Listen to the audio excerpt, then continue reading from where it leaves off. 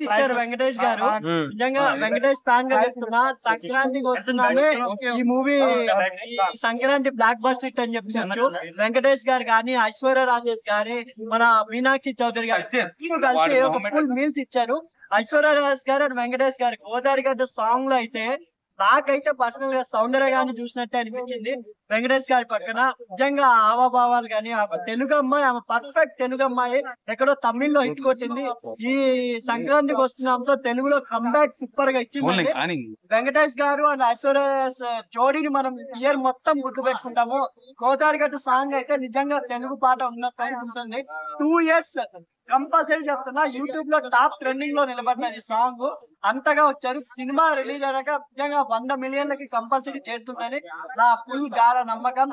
అది కాకుండా వెంకటేష్ గారు కూడా 100 కోట్లు అప్కమింగ్ నిజంగా సినిమాతో 100 కమింగ్ వస్తుందని నా అభిప్రాయం.